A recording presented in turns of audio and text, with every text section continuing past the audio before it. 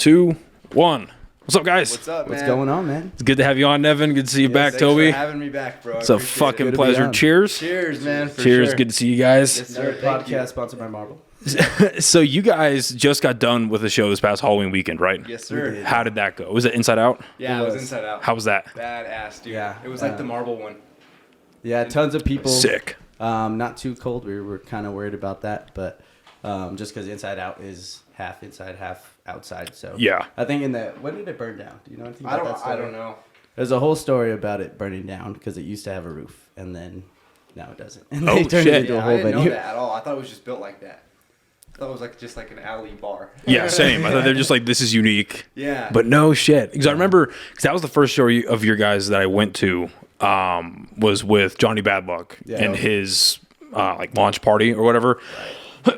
But then it got rained out, unfortunately. Just for us. Just for us. Simon Montano and Johnny Badluck both got to go. They killed it, though. Yeah. That was fun. That was a good show.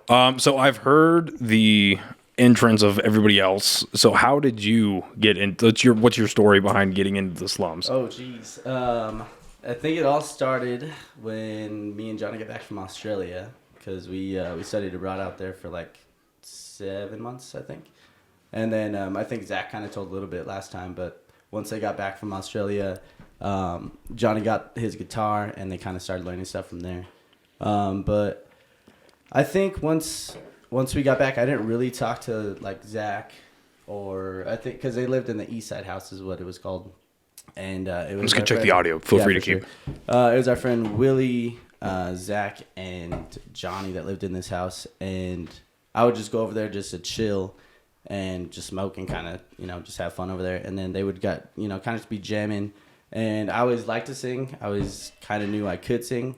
Started from Young Life, YL2 night. That's where we started. But after that, we kind of just started jamming, and we were like, well, we got vocals, we got guitars, and at that point, we all knew guitar, or we're starting to learn guitar, so there was like 3 guitar players in one band, which wasn't going to work, so someone had to pick bass, which was Zach, and I don't think, he definitely didn't want to, but Johnny wasn't going to either, and so Zach was like, fuck it, I'll do it. And luckily, he did it because he's got the rhythm, so. That's true. It's a good thing Zach ended up on bass. Yeah. For sure. Johnny took a while to learn his rhythm. Yeah. He's got it now, but at first it was here and there. Yeah, Zach's got a good rhythm. He's a good bass player. And Bring the mic a little closer. Sorry. No, you're good. I did this last time too. But I remember when Zach got fascinated with bass. We were at Austin City Limits in 2017 or something. And this was way before the band had even started, and Zach was barely learning that his guitar and stuff. We had the craziest ACL lineup ever, dude. It was Red Hot Chili Peppers, Jay-Z, Ice I'm so Cube, jealous of that one. Foster the People, all kinds of people. Russ, ASAP Ferg, Ice Cube. It was crazy, dude. I didn't even I'd never been to a festival before, so I didn't know that was the shit of a lineup. You know what I mean? Because I think this year was Miley Cyrus and. Yeah, well, did you go to that one with us? No, I didn't we went to go. the last ACL, and that was Machine Gun Kelly, that's Doja Cat. Doja Cat's so fucking hot. Oh. And then, let's see, what were the other ones? Yeah, Miley Cyrus was there. George Strait was cool to see. I don't know, who were the other big ones of that one? I'm not sure, but it was nice, going to that ACL. But, hearing about the one with Red Hot Chili Peppers, that's someone who I really want to see live. Red Hot Chili Peppers, bro, crazy. Well, because I'm not the biggest fan of their music. There's Really? there's a couple of songs where I love and adore, but I would love to see them live just to say I saw them live. Yeah. They're great because I've seen videos of their performances and it's out of this world. Dude, energy, and they're older now, and they're still kicking ass. They go around the stage like crazy people. You know what I mean? Oh, dude, I saw Ozzy Osbourne in 2017. Actually, he came through town with Stone Sour. Yeah. And he still got it. Yeah. He's not running around or doing the crazy shit he used to do, but his voice is still there. Yeah. It was insane seeing him live. That's crazy because he's pushing he's 70 something now. Easy. Right? Oh, easy. 72. Well, he had a health scare 3 years ago, and we all thought he was about to kick the can, but he came out with a new album. Yeah, so he was on he was on the Post Malone's album, all kinds of stuff. I can't believe that guy's alive, just in general after all the stuff he's done. He's too stubborn to die. Yeah, for real. He won't kick the bucket. But just the stories of Ozzy Osbourne, obviously, I mean, he got kicked out of Black Sabbath for being loaded all the time, and all those guys were loaded too. So he was obviously like crazy loaded. And then all the 80s stuff, biting heads off bats and... Well, that was a mistake. Did you hear about that? Oh, I did hear about that. Yeah, so yeah. he thought that a prop guy gave it to him out of the crowd or from like wherever it came from, and he thought it was a prop. Right. But it looked real, so he took the head off, and then blood went everywhere, and he's like, ah! Yep, and that like solidified the Prince of Darkness like image. I guess that was a good thing probably, like in the long run. I remember when I was watching The Dirt, what it came out like 2 years ago or whatever, and then he was like snorting the ants off of that. I was like, what the fuck? And like licking piss. And, like, that means fucking wild. Well, and Sabbath is a very unique band that not a lot of bands can get rid of either their key person. Typically, the key person is going to be like their lead singer. Right.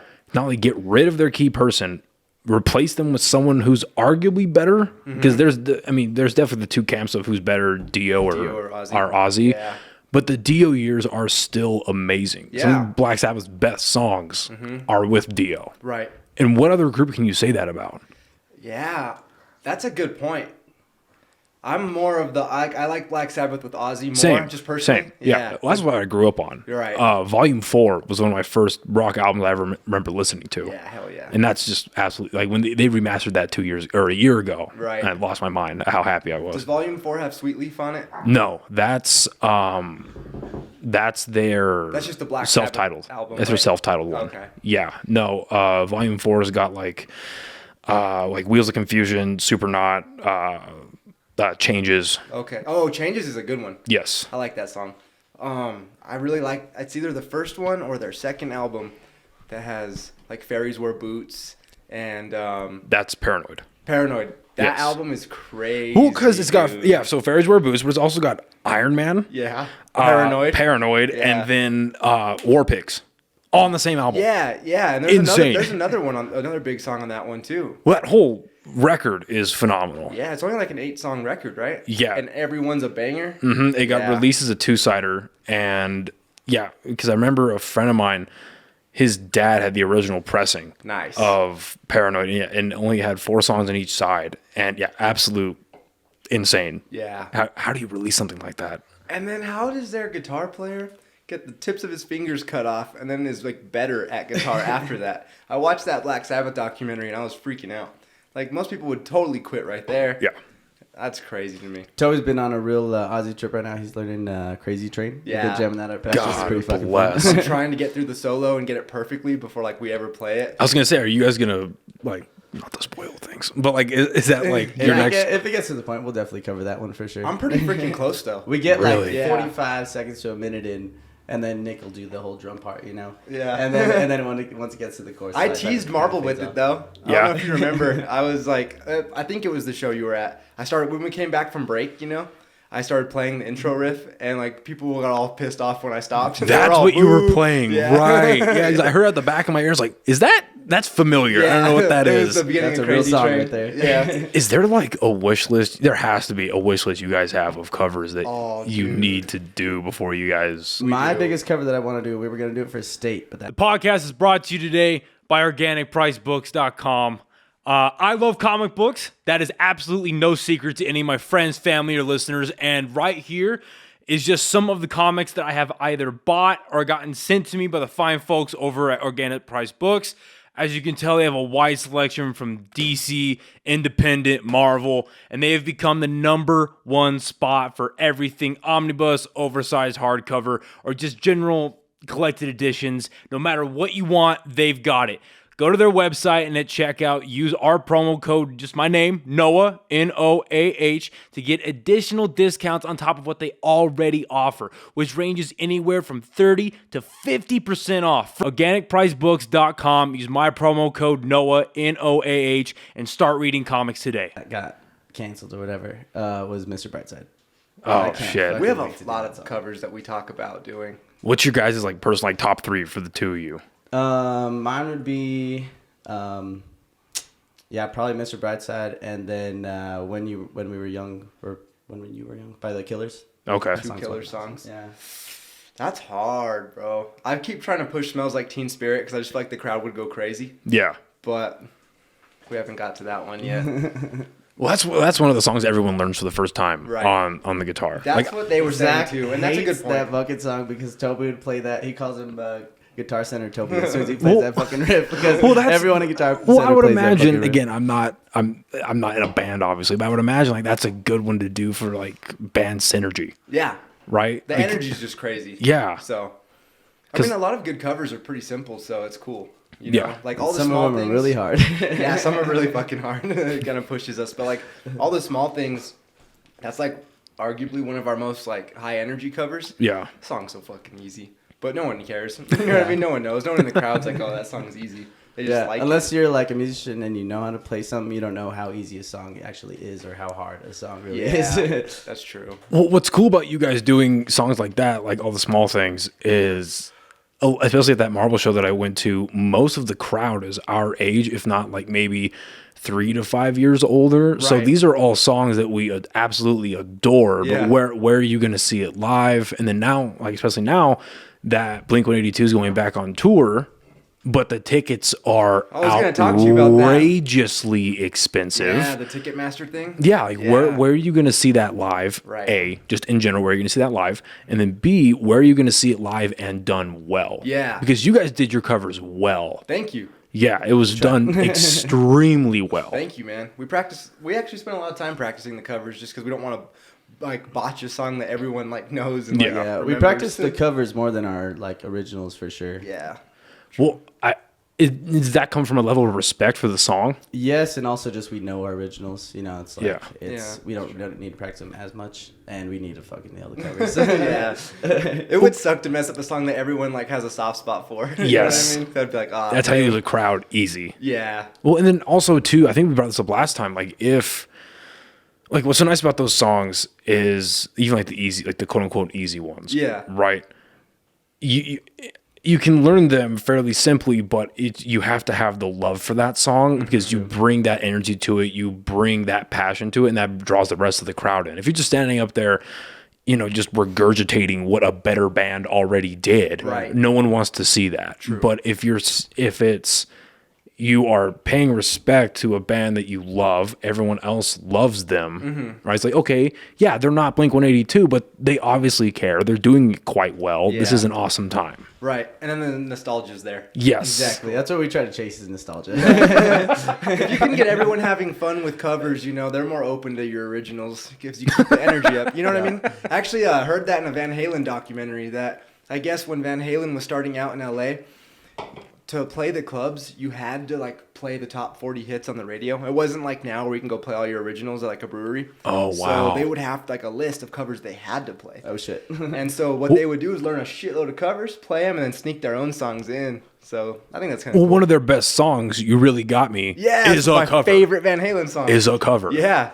So of the Kinks, right? yes. The Kinks, right? Yes. Okay. Yeah. That's what I thought. That's a good fucking song. Yeah. So, but we kind of mentioned a little bit earlier about the Ticketmaster, well, not incident. It's scalping. it's a racket. Incident. Yeah. It's a racket. Right. But yeah. So Watergate. and that's kind of the because like for me personally, I really love Run the Jewels and Rage Against the Machine. Ooh. And not so much Rage Against the Machine anymore because of what they did politically. Yeah, because now they're Rage for the Machine. Yeah, quite literally. But Right? It's fucking crazy. But so that's a whole other subject. Yeah. But are you privy to all that? What they No, I don't know what's going on. Oh What's yeah, happening? it's a bunch of We bullshit. could go down a wormhole on But that what's shit. sad is both of these bands and how much control they have over their ticket prices and all that stuff. Obviously, they can't control a lot of that. I understand that. However, both of those bands, their big appeal and their overall message is the system is fucked. Right. And the basically stand up for the little guy, and the little guy needs to have the same opportunity as everybody else. Yeah. They announced this tour. Obviously, it was pre-COVID, and it got postponed, and well, they're going to do it again, but then Zach De La Roca, his throat got messed up, I think, something like that. Anyway, when the tour got announced, it was like Run the Machine or Rage Against the Jewels or whatever. Oh, that's what they blended Yeah, it. That's cool. yeah, because on a lot of Run the Jewels albums, they'll have a feature with Zach on it. Nice. And it's fantastic. I didn't know that at all. Oh, yeah. That's cool. Yeah, it's good. And the songs he features on are really good. But it gets announced, everyone loses their mind. Floor tickets, like in the pit, are like down in Cruces, right? Because they were gonna go to El Paso and then Cruces. Like, okay, I'll go to the Cruces one. Okay. Floor tickets for the Cruces show were $1,100. No, I'm sorry, $1,200. Okay. And that's like base. That's not like convenience fees and taxes and hidden fees and whatever, right? And then the cheapest, like the nosebleeds and whatever, like small. I'm pretty sure it was gonna be the College Stadium they were going to. The cheapest seats were like 120. Damn. That's like way up. You don't really see too much. You're just there to say you were there and buy the merch and walk away. Yeah. And I saw that and I was like, man, really? Yeah. Like that's what you guys are going to endorse? Right. And then now we're seeing that again with Blink-182. They're coming back. That's worse. And it's like $400 or $500 for them grass seats. Yeah, the lawn stuff and the nosebleeds are upwards of $400 or $500. The pits, whoa, God, they're going to Colorado. Yeah. And a friend of mine looked into it, and not even the pit, but like the closer, like the actual seats, are upwards of $2,200. Jesus Christ, that's for the Blink one. Yeah. Dude, that's crazy. I heard that, like you were saying, they don't really have a lot of control over that. Ticketmaster just like scalps the shit out of people. Mm-hmm. But that's gotta suck for Blink-182 to know that their fans are gonna have to pay that kind of money to go see them. Well, and that's my point. Especially with Blink-182, the generation that grew up with them, the punk scene, Warped Tour. We are the ones suffering the most from the economy right now. True. Where are we gonna pull thousands of dollars out of our ass for? At the end of the day, they're a great band. Their music is awesome. Yeah. But for 3 to 4 hours of entertainment, if that, right? Yeah. Where are we gonna pull a couple grand out? Well, like, we were just to see them though, right? Like we're not at the age where we saw them. Exactly. So now's our opportunity. No, for real. Right. And we were before we started here. I was complaining that Tom Segura's tickets were $189. You know what I mean? Like, I'm not gonna pull out for that. Right. Watch a special on Netflix. Right? No, seriously. I mean, dude, I think the Foo Fighters tickets that I got a couple years ago were only like $70, and that was a kick-ass fucking show. You know what I mean? That's like hours of nonstop amazingness. So were those pit? What was that? No, that was just like, I mean, it was grass, but still, it wasn't $500 for grass. You know what I mean? See, and this is pre-pandemic, these prices, but the most I've ever paid, it was $120 each time. I forget who the whole lineup was. I know it was, who was it? I'm totally spacing now, but the headliners were Avenged Sevenfold. Okay. I saw them in the pit. Nice. And that's like seeing God. That was phenomenal. Yeah, I could picture you and Nick right there headbanging. I lost my, oh my God, that was great. Bet. That sounds great. Yeah, that was great. But I only paid $120. Okay. And that was well worth it for me. Yeah. Well worth it. And then the second time I was in the pit, I actually made it to the guardrail, so that was awesome. I saw Green Day. Nice. Oh. And that was $120. I would love to see fucking only Green Day, 120 for Green Day? Yeah, dude. That's worth it, bro. I got them the day they went live. Yeah. I was like, yep, in debt. Boom. Yeah. And then, that was a great experience too. That's sick though. That was awesome. Yeah, I bet. But like, I think that's probably the most I'd pay, to be honest. Yeah. 120, 150 is where I'm pushing it. Any more than that, I'm like, okay, but why? Yeah. When you start getting up to like $200, $300, $400, it's like, or in the thousands. Yeah. That's kind of like for anything. It's like, I'm not paying that much for a one-nighter event, you know? Yeah. Well, no, unless exactly. I got the money to throw away. Well, especially now, it's like, the way I gauge it is how much am I paying for rent? Okay. Yeah. Now, how much are these tickets starting to cost? If I'm paying like half my rent bill to go see other people play music that I could just turn up my headphones really loud and just enjoy. You know what I mean? Yeah. I get that that's like really reducing it, but that's my gauge. Well, I mean, yeah, because you don't want to be like financially irresponsible. It's like $2,000 to go see a band for 2 hours, and then you're like, oh fuck, I gotta pay this credit card bill off for the next 3 months. Exactly. Yeah, if you're lucky. Was that worth it? Probably not. Yeah. Well, what's EDC? EDC's what, like $1,500 for a 3-day package, I think? 3 Something full like days. that. I guess that's still different.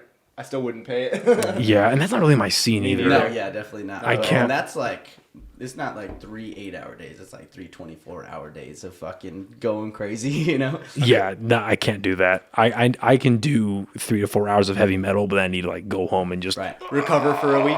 Yeah. Well, I just saw at the beginning of the month, I went to Slipknot, Ice Nine, and Crown the Empire. Nice. And my neck hurt for the week and a half after from the headbanging. Bet. Yeah, so I need to recover. I can't do 3 straight days of music and extracurriculars and no sleep. There's not like 3 full day festivals of heavy metal anyway, is there? That's probably too much shit to handle. Yeah, no, that's called a riot. Yeah. No. Well, because they just did the We Were Young festival. Yeah. Zach's girlfriend was there. Yeah, I'm pretty jealous of that. I heard that was pretty sick. Awesome. She said it was cool. Well, Zach said that she said it was cool. Yeah. So. Yeah, I heard that was pretty cool. Well, it was funny because like everyone thought it was fake. People still put up money for it. Yeah. The podcast is brought to you by one of our brand new sponsors, Bucked Up Nutrition. Look, it's no secret that I love going to the gym. Fitness and nutrition is a huge part of my life. And Bucked Up has partnered up with the podcast, help support it. I cannot be more excited. This is one of my favorite workouts. It's a high stimulant nootropic. I'm hitting PRs today, so I cannot wait to use this. The Banff Black by Bucked Up Nutrition. They've also got, as you can see, some awesome clothing here. With my t-shirts, I personally prefer the short logo here. Use our promo code at checkout, OKPod20, to get 20% off of awesome clothes, supplements, all their products here to include their stacks. That's OKPod20, another awesome stringer here for an additional discount at checkout. But everyone thought it was fake. It's like one of those fire festivals. Exactly. Oh. And then the first day, it sold out within 10 minutes. No way. Yeah. Holy Well, they set up fake accounts, right? They did sell fake tickets, just not from the main people. Like they were like hoaxes or whatever. Mm-hmm. Oh, okay. And the first day, which was like I think 2 Fridays ago, they people were at the gates ready to go, canceled due to wind. Oh, no way.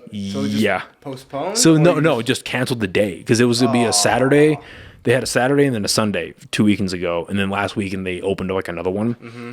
And that first weekend, day one. Yeah, day one canceled For wind. Yeah, for How wind. How fast was that wind? I have no idea. I just know it was a wind advisory, and they're like, "Nope, can't do it." Oh, can't play in the wind. And people dropped because I remember when the tickets first went live, my ex-girlfriend, her sister managed to get tickets, and God, for like 4 tickets, we chipped in obviously, but for 4 tickets it was like $1,500, I think. Okay. $1,300. Yeah. And they sold out in 10 or 15 minutes. That's nuts. And they weren't cheap tickets. Like they were $300 or $400 a pop. Yeah. And for people to drop that kind of money, and then like the reason we didn't all go, well, aside from the fact that her and I broke up before we could even go, but even if, right, we decided not to go like 4 months ago, 3 months ago, because like we got the tickets great, and then we were looking well in advance for a while at hotel rooms. And once the hotels found out what was going on that weekend, they hiked the prices. Yeah.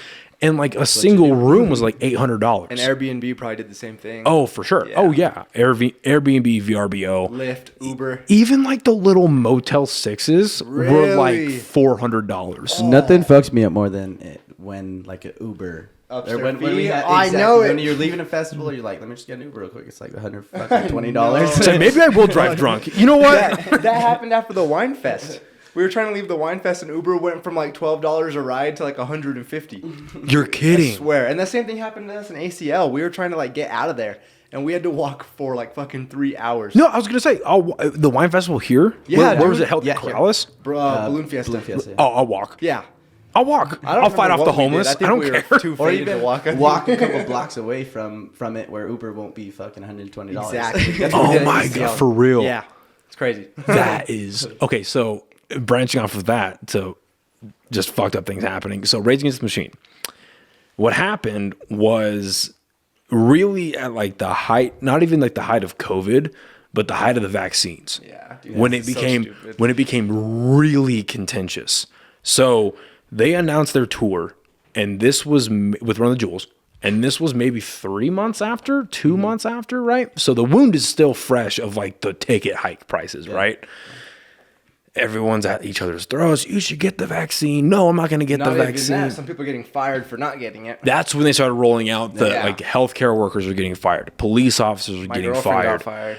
Okay, there you go. So all these things are happening. And and people are at each other's throats. And here they come. And here it comes. Rage Against the Machine. The most anti-establishment band of all time. Like, they represented punk. Well, no, they have a song called and "Fuck You, I Don't Do What You Tell Me, Bro." Exactly, right? They said, "Vax or don't come." No, they announced for their tour in the most tone deaf like social media anything ever. Yeah.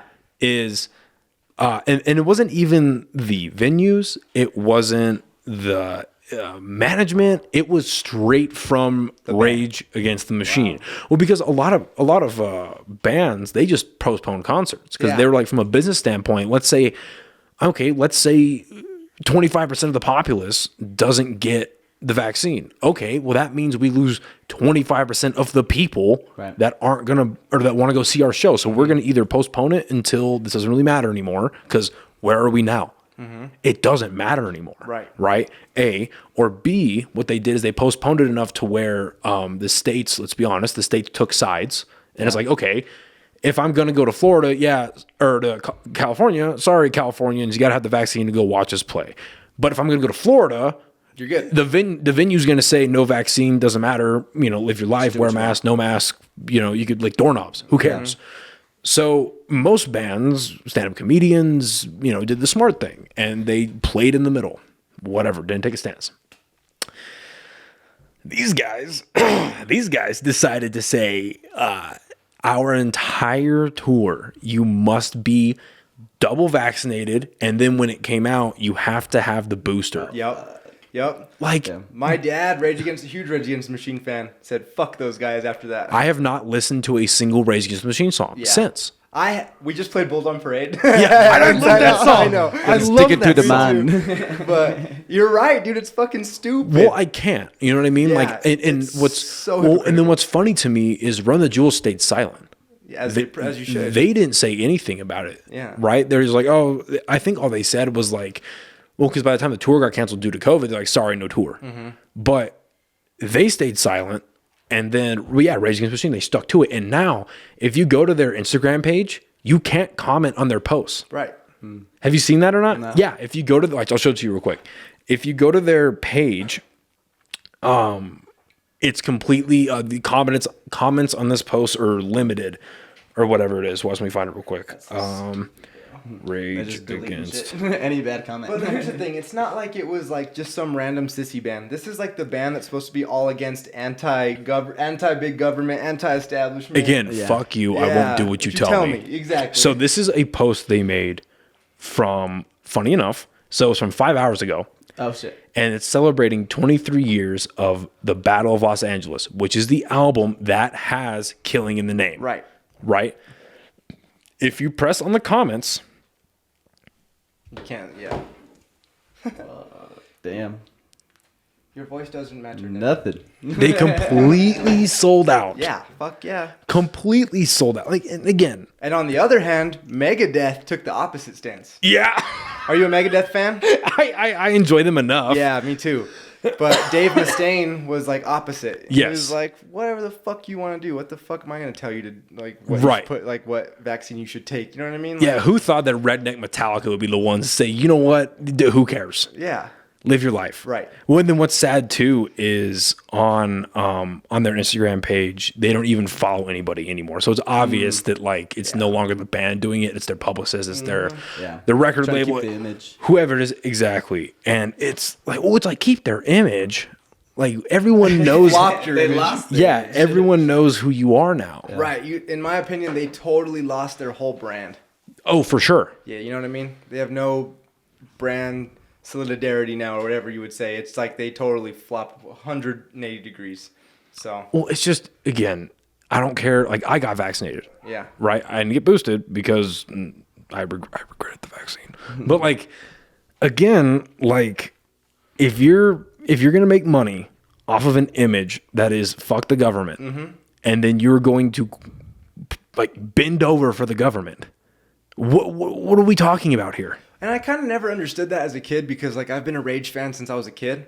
And I never understood, like, Tom Morello wearing his, like, communist hat and all that kind of stuff, like, all the communism stuff. Because I'm like, you made all your millions of dollars from a capitalistic music industry. Yes. Yeah. You couldn't have sold any records or made any money if you lived in fucking Vietnam during its Communist Party days. You know what I mean? So I'm like, it just seems like a lot of hypocrisy to me. I mean, whether you're rage or not, I mean, just don't be a fucking sellout, you know? Fucking just stand up for yourself and don't go with what everyone's fucking saying. Right. You know? Like, I feel like a lot of people respect that a lot more. You gotta stand for people's personal choices. That's all it is. Well, that's my whole thing. Oh, exactly. Well, first and foremost, whether you chose to or not. Personal choices, that should be at the forefront. Right. But, I mean, obviously there are artists, and whether they're, musicians, filmmakers, actors, whatever, that are on the far left I don't agree with. Mm-hmm. But, I mean, I'd like to get the benefit of the doubt and say you actually believe what you're saying and you're vocal enough about it to say it. So it's like, whatever, dude. Like, live your life. Like, a great example that I love to talk shit about, so I'm going to, is Demi Lovato.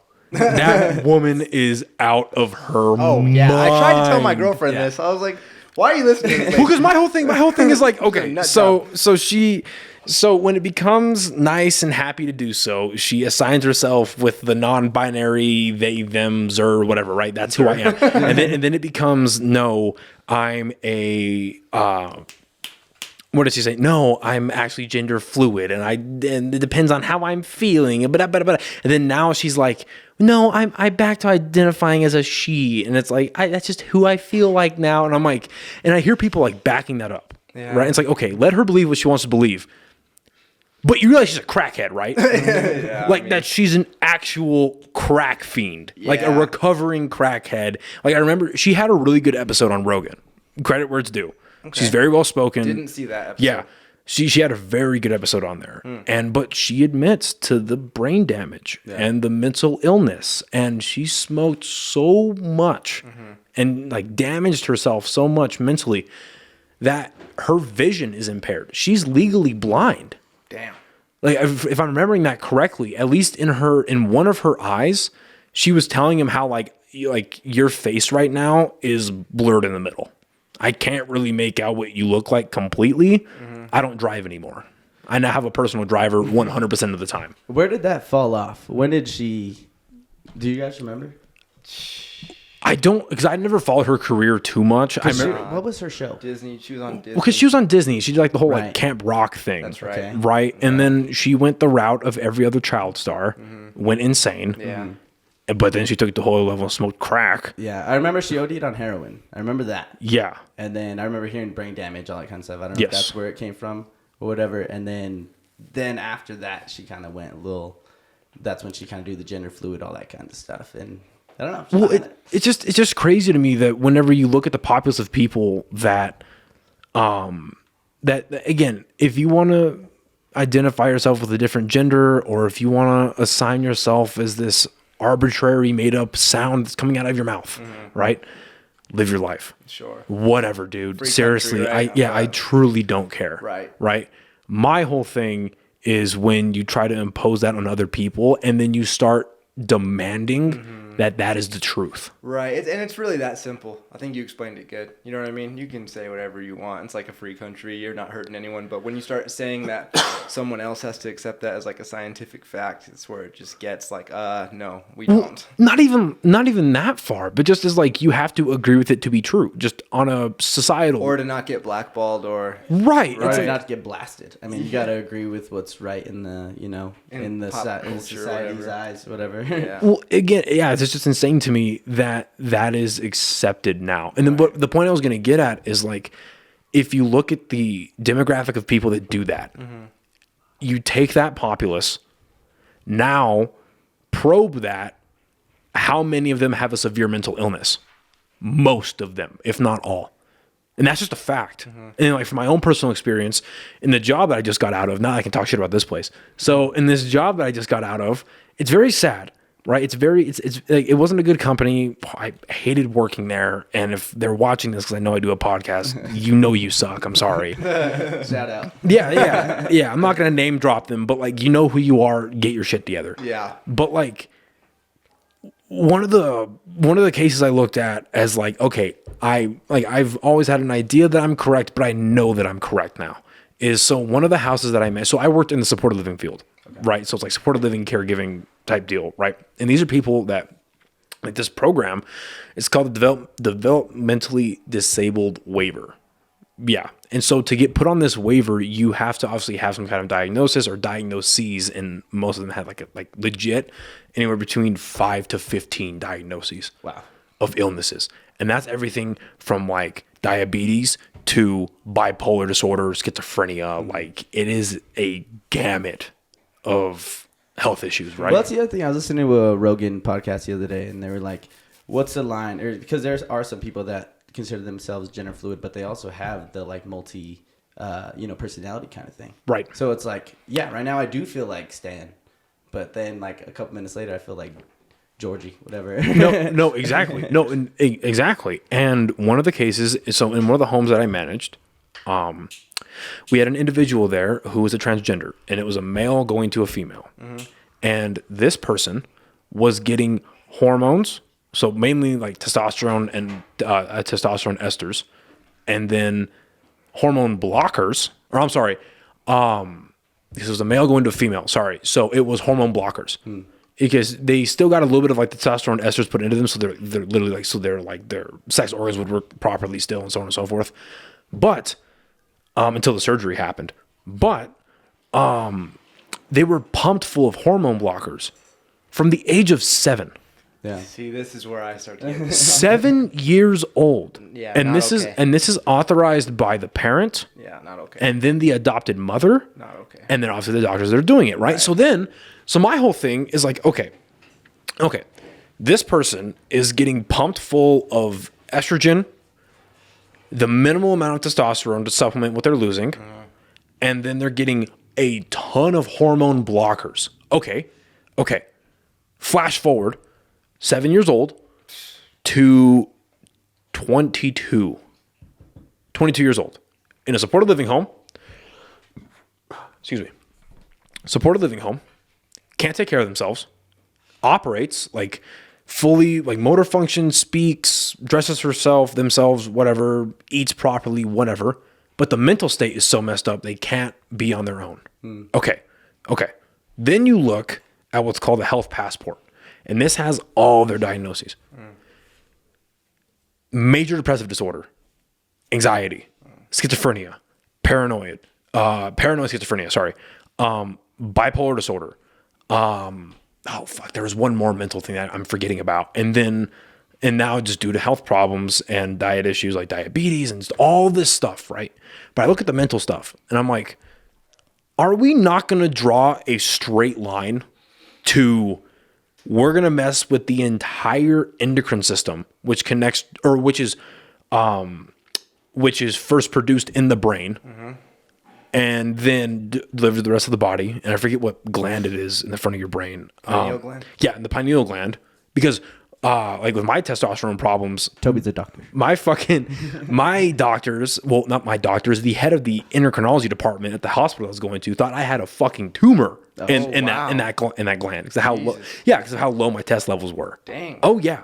So that's where all your hormones are produced and then shot through the body. That's the only right? explanation. Right. There's no other thing that could be happening right now. Well, that's like, that's a whole other story for sure. But like after all the tests we did, long story short, like that's what they came to. Yeah. It's like, okay, now we're going to do a brain scan because what is wrong with you? Thank God there was no fucking tumor. Jesus. But yeah. So anyway, they, you pump this kid through all these hormone blockers. And then now here we are years later, over a decade later, and they have all these mental issues. Are we not going to see the causality here? Mm-hmm. Well, also, they don't, no one talks about like the people that like regret doing all that kind of stuff. Like the ones they're starting to. Yeah. Thankfully. Finally. Yeah. And I mean, like, if you want to change from either sex, like go for it, whatever, like good for you. But I mean, at a young age, and then when you do regret it later on, or like if you do regret it later on, that fucking sucks. And it's like there's no going back. I think the way I've come to think about this is pretty simple. It's like we were talking about earlier. Free country. You're an adult. You can do what you want. You know what I mean? If you want to be transgender or identify as this or that, cool, right? But leave pushing it on kids. Oh, if you need trash cans, right under you. Oh, sorry. Leave pushing it on kids out of it. You know what I mean? That should not be being pushed in schools. That should not be being normalized for children to have, you know what I mean? Hormones being pumped into you at 7 years old. That just to me is so wrong that I don't understand why that's even thought of as okay right now. Right. That disturbs me. I'm like, a 7-year-old, they can't even smoke nicotine yet. They don't know what, you know what I mean? They don't know how it's going to affect the rest of their life. Well, because my whole thing too is like, I remember as a young kid, because it's made me really think back, like, how did I act as a kid? Mm-hmm. And like, because like one of the things they talk about now is like, well, if a kid plays with like Barbie dolls or action figures that aren't completely masculine, maybe they're fucking, maybe they're transgender. Right? Maybe they're exerting, or not, they're displaying these feminine traits. Maybe it means this. Well, I think back to like when I was in preschool, I've always loved action figures, right? I'm a nerd, right?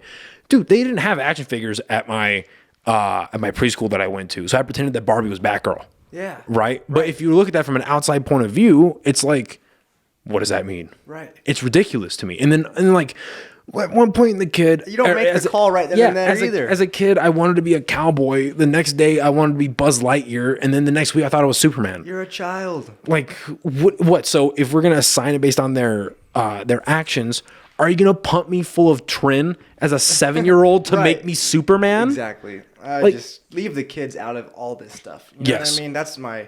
That's what it boils down to me. Well, and it makes a lot of people mad when I say this in conversation, but I'm starting to believe it more and more. Personally, like, so we know now that the brain really doesn't form until the age of 25, right? And that's starting to make me think, like, well, maybe the like age of like the age of like what, like whether it's using certain substances, the right to vote, stuff like that. Maybe not all the way up to 25. Maybe being a legal adult shouldn't be 18 years old. Maybe you shouldn't be a teenager and considered an adult, because what 18-year-old can make their own decisions? Let's be honest. Well, and I also think it just depends too. Like, it's not black and white. There's a lot of very mature 14-year-olds, and there's a lot of very childish 28-year-olds. But why are they mature at that age? 9 times out of 10, why are they that mature? I think a lot of time it's upbringing. It's upbringing and it's trauma.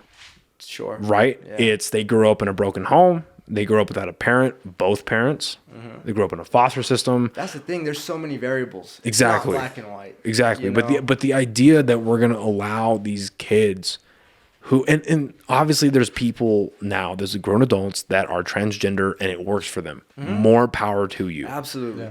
It's America. Do what you want. Yeah. And hindsight's 2020. And they're like, oh, I've always known as a kid and I've always known. But don't take that as the rhetoric. Yeah. Because they are not the rule. They are the exception. They had an idea as a kid, you know what I mean? They thought, but they weren't sure of it until they were sure, And that takes time. And I just think making that decision as an adult is you're right, but being that pushed on you as a child is just a recipe for disaster. And everyone grows up differently. Like, I had 3 sisters. Right. There's a lot of times where my dad was gone, and it was like my mom, 3 sisters, very feminine household. Yeah. Sometimes I was in dresses for fun, just like with my sisters playing and shit like that. Yeah. But that shit won't, like my dad wouldn't really like that a whole lot, Yeah. It's like, you're a dude, you can't be wearing dresses and shit.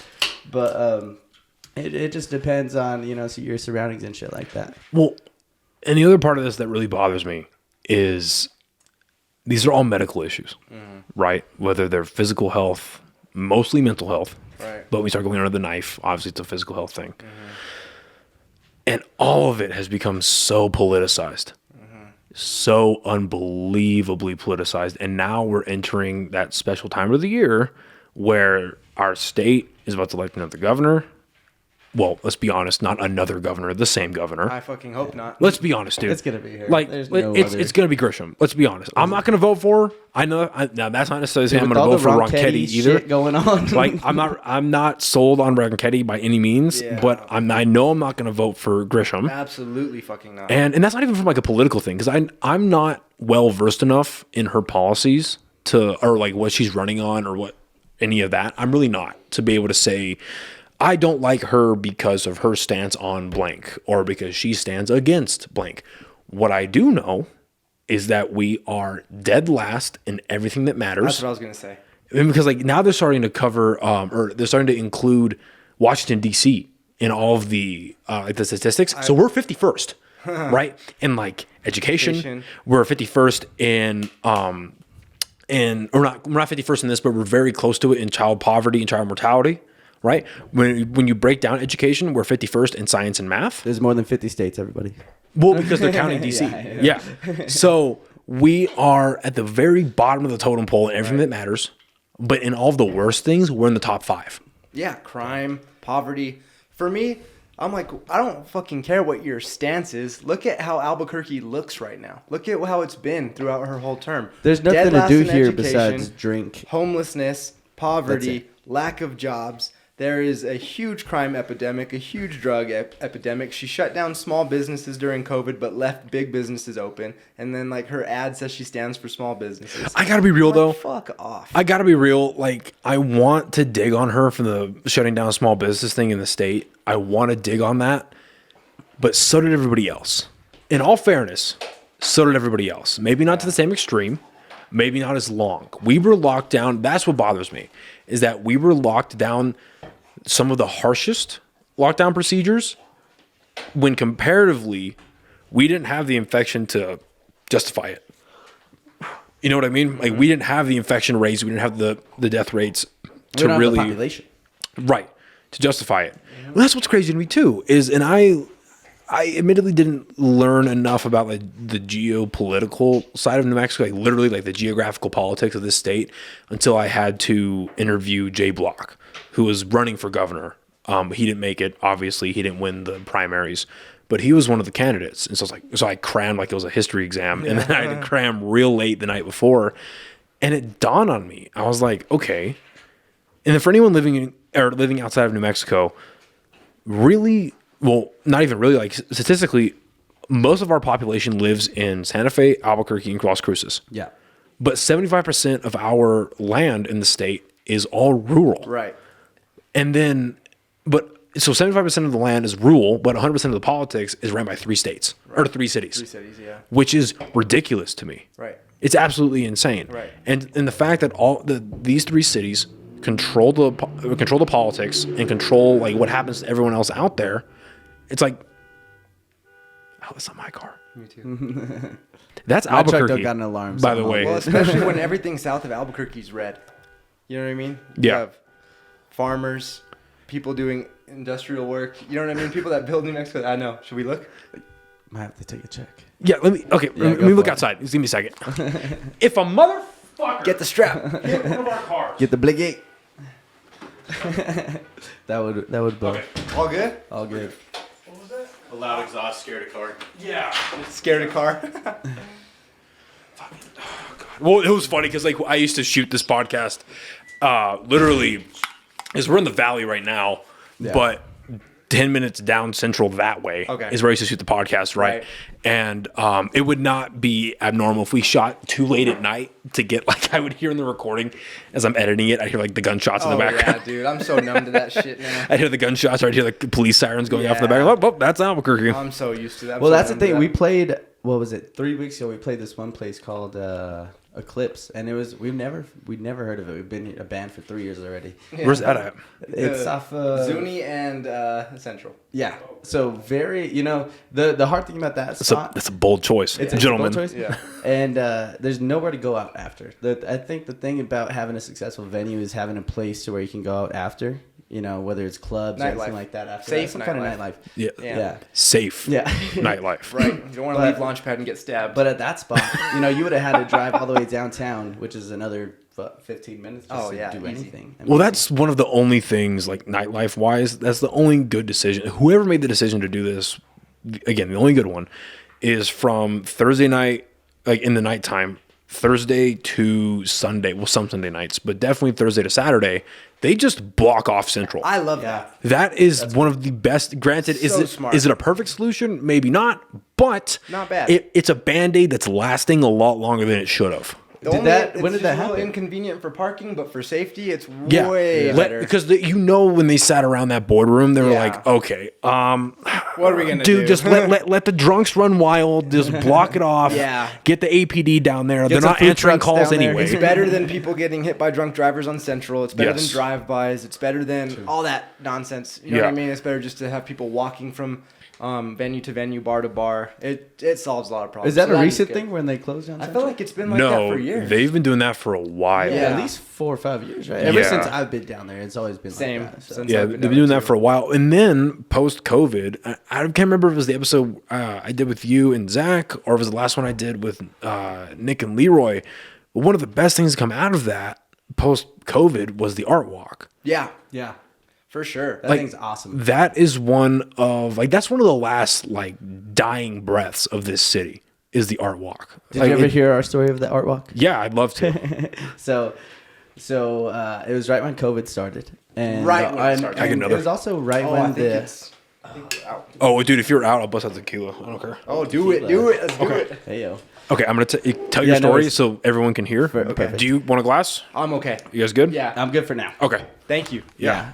Anyway, so when I think art walk started right when COVID started, right? The first one, yeah. Yeah, and Victoria, props to her. She kind of set everything up, and it was us, Sade, a DJ, and someone else. Decon. Anyway, so it was right behind Al Ray, and we got this big old stage together, and it was a big COVID thing, and it was right when COVID was starting. Yeah. And we weren't supposed to be playing, but it's an outside show, so we were like, you know what, We'll let's get away fucking with do it. it. Like we gotta keep the band going, basically. And so we got on stage. We had a great time. There was barriers and everything like that, and then Yep. we made the actual news Yeah. because one of the people there were taking pictures or whatever, and it was just you saw pictures of everyone just No mask. real close, no masks, Nice. in the height of COVID. And so they go on, I don't know if it's KOB or whatever news channel, and they're like, COVID super spreaders have a show We thought we made the downtown. news for a good reason. It's these band causing havoc. Yeah, so but we were it was pretty cool. We were on the news. You know so what? we spread that. we haven't talked about in a long time. That I kind of forgot about. When COVID first started, month 1, right? They shut down all the venues we could play at. And so we were like, we got to do something. So we did a bootleg guerrilla show on the roof. Yeah, of we did a Launchpad. roof show. You guys were one of those. Yes. Yeah, okay, I thought so. Yep. I We're ju- like the Beatles in 69, Yeah. bro. We were hype. We straight up hoisted the drums up with a rope. Yeah. So the Johnny fucking has an building. apartment. Yeah. That is right next to Launchpad, or basically we could go from his roof, and we do it all the time. We go from his window onto Launchpad's roof. Yeah. So it was Beautiful. easy to It's get awesome. everything else. It's Yeah. It's beautiful. Yeah. Able to get everything except for the kick drum up. So we had to hoist that. With a rope. Like a bunch of fucking pirates. So we're in the back of Exactly. the fucking launch pad with the kick drum hooked to some fucking rope and a carabiner, and we're me and Johnny and Nevin are pulling that shit. And we're out. stealthy. So we didn't have any permission at all. Nobody. Okay, I have a backstory to this Yeah. too. So continue. Yeah, so no permission at all. So we're trying to be stealthy because we're like, if Launchpad hears that people are walking on the roof, they're gonna fucking say some shit and everything's gonna be fucked. So we were we had to be real stealthy, and we had everything kind of back to where you couldn't see it until it was time to play. Yeah. And so when it was time to play, we drug everything out to to the front, and then we only played 20 for, extension cords out the window. Beautiful. But was we awesome. but we also made sure not to ruin the roof. We put mats down. Yeah. You know what I mean? Yeah. We were conscious of Yeah. not doing any damage. We were just wanted scared to of play. falling through it for sure.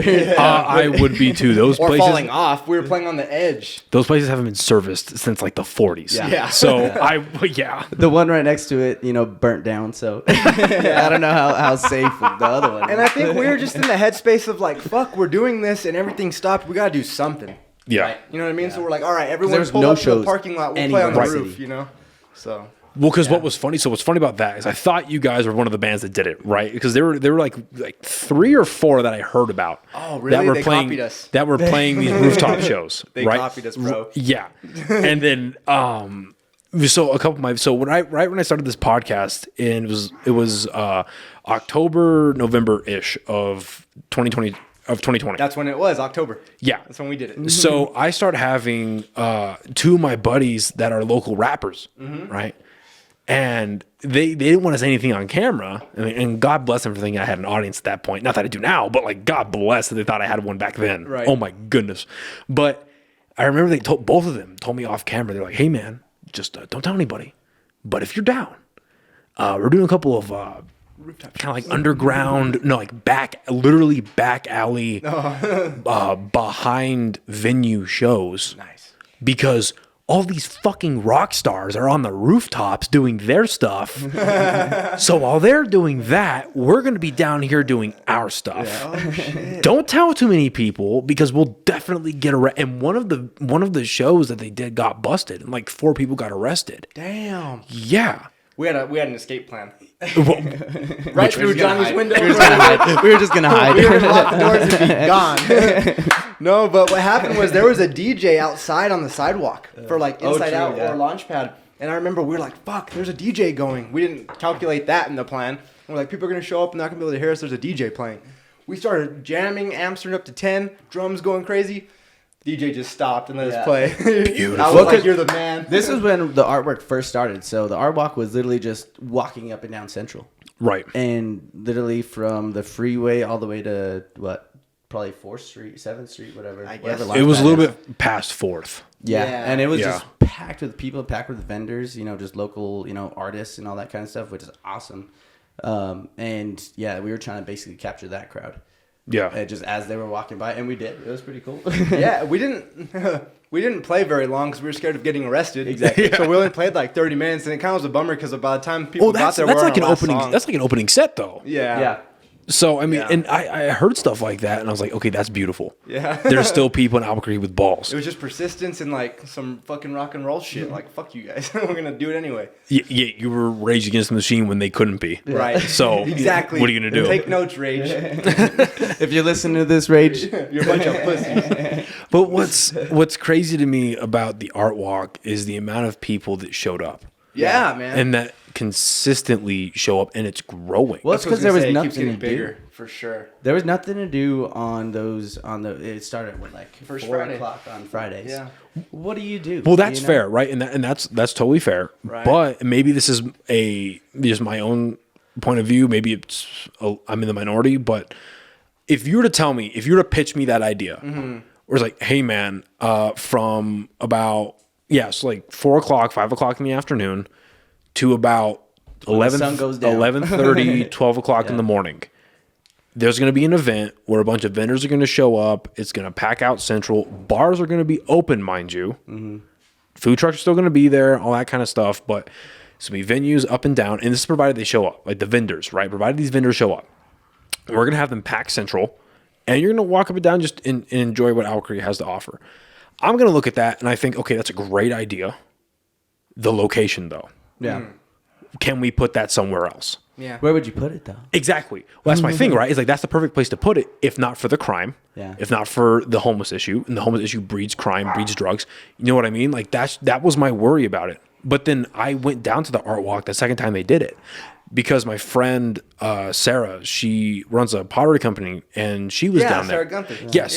Yeah. Shout out to Peanut Pottery because man. her stuff is amazing. She grinds for sure. Yeah, she's amazing at what she does. That was my sister's old roommate. I think We talked about that last yeah, I time. think We talked so. about that last time. Yeah, because I've known her for that's like 2015, 2016-ish. Yeah. Or so for a bit. And Yeah, for sure. That's and a so while. so I went down there, and her and her boyfriend were running the booth, Yeah. and it was great. What was great was like I went to go down and support them, and see what's up, and because I had bought stuff from them before, but I wanted to see what they look like in the wild. You know what I mean? Yeah, in the field. Yeah, exactly. Yeah. So to see them set up, they're loving what they're doing. All the other vendors are having a great time. Yep. But not only that, but it wasn't like a scarce flea market. It was packed to the brim. Yeah, man. With people. We sold merch at the art walk too. Yeah. We Yeah, set up we a just set up a table, table. and That's awesome. drank some beers. Well, and- a buddy of mine, he's a stand-up comedian. His name is Buck. Well, his stage name is Buck D. He runs a podcast himself. Okay. And they did a live podcast on the last art walk. oh, That's you said sick. that. That's crazy. Yeah. Yeah, that's And cool. I love that. Or is that the guys that you were saying that went to like Revel and would do live stuff too? No, so that's the April Fools. So shout out to them. Oh, okay. They That's right, just had me on their podcast, and that was a lot of fun. Oh, cool. Yeah, that was a lot of fun. But it's A podcaster on a podcast. It's like Inception. yeah, that was my 4th guest spot, I think. Oh, nice. On being on a podcast.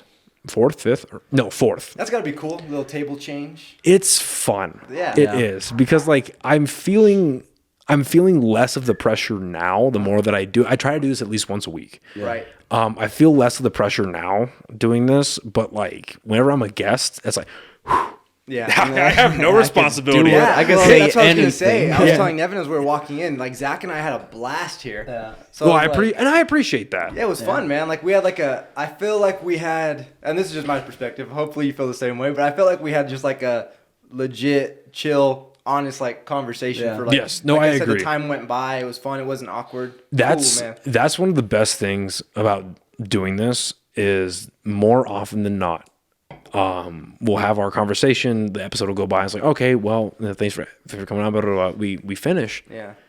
And then you look at the time. Yeah, dude. And it's like, that was 3 hours, What bro. do we talk about? Yeah, and that's what me and Zach were kind of worried about when we left. We're like, we said No. a bunch of stupid. Did we shit. say anything of interest? Yeah, I was like, I hope we weren't boring everyone. Well, and that's 3 hours. and that's the beautiful thing about this is like not everything. Like, don't get me wrong, I still get notes about a couple of conversations that I've had that were like super like dark or like super serious, right? That like resonate with people, whether it's because of like mental health issues, drug addiction issues, stuff like that, or really some like Albuquerque problems. I'll get some feedback on that, but a lot of what resonates with people that I'm finding is, and really it makes a lot of sense, because the whole reason why I started this thing was because I listened to Post Malone's episode on Rogan. Good episode, And by the way. it's great. And for anyone who's listening, forgive me because I've told this story like 50 times, but you know, if you want to adjust like the way that it goes up and down, that's that knob there. And then the extension of it is on the back right there. Whatever you want to do. We are good. So I want to get those regular boom arms that kind of just like, it's like a circle comes up and goes like that. That's what I want to get. I'm not a huge fan of that thing. I spent way too much money on it, but Hey, I like it. Thanks, It works man. good. It works great. But the reason I started this whole thing is I listened to Post Malone's episode when I was working at this old warehouse. Okay. And for the first like hour of it, it's really cool. It's like Post Malone and his music, his process, how does he go about things, was like to perform in front of thousands and thousands of people. That's great. But it's a 3.5 hour episode, I think. So like so to prevent that, if you want to just like Nevin's got to figure out these knobs. Guys, I work a microphone all the time. All right. Don't let this fool you. I know how to work a microphone. You bastard. and then just make sure it's like it's level. I know like there's a couple things under the mat that make it unlevel or like not steady. So anyway, it's like a 3 hour something episode. Right. So there's a huge chunk of it. In my opinion, if you were to write all of it down, there's not a lot of substance, right? It's a lot of stupid shit. Yeah, but what's so cool about it is these two guys are so invested in the conversation. They're having a great time. In my opinion, the best podcast makes you feel like you're there with the people. Yeah. Oh, yeah. Right? Definitely. And that's why... That's for sure. Well, that's why video was so important to me. Yeah. And so when you're able to do that and you provide that to the audience, they feel like they're in the conversation with you. Right. And so, and I've had people tell me, it's like, man, did I even say anything that's like worth listening to? I was like, that's not for me to decide. Yeah. Let the people decide. Yeah, there's someone who's going to listen to that and think that was fucking awesome. Right. Can't wait for the next one. Yeah. Well, and that's the thing. I like listening to podcasts and actually watching them. You Yeah. know, like Rogan, or I watch It's Always Sunny podcast. Mm-hmm. Oh, they call anyone who watches them, they call them creeps. But I fucking love it. I don't know if anyone watches It's Always Sunny out there, but that's my fucking shit. Do you watch It's Always Sunny? So I haven't watched a whole lot of the show, but my ex introduced me to the podcast that they do, which is phenomenal. Yeah. And just because like my whole thing is I don't have time to sit down and like watch a whole lot of, because like a lot of the movies that I watch now are really tied to my film school that I'm doing. Yeah. So that's a lot of my watch time, unless there's something like big that comes out in the theaters. Right. Like I'm morally obligated to see like every comic movie that comes out. And I actually just watched Dawn of the Dead. They re-released that in the theaters in 3D. I love the that movie. re-releases, bro. I That saw was the cool. re-release of Saving Private Ryan for the 25th anniversary. How is that? Crazy. I was sitting there, the D-Day scene comes on, and I was like, this is intense. That's just them putting it in the movie theaters again? Yeah. I feel like they'll do it for like a 25th anniversary. And so I saw Saving Private Ryan and Schindler's List in the theaters, both as re-releases for 20th anniversaries or whatever. Obviously, both amazing Spielberg fucking movies. I always watch Saving Private Ryan when I just want to feel something. Yeah, you know? that's one of the only movies that has ever made me cry. Well, yeah. Saving Private Ryan. Yeah. Is My favorite Vin Diesel movie. Nice. Saving Private Ryan. Have you seen 1917? Yes, I did see that movie. I liked it. I'm mixed on how I feel about it. Really? Was that the British one?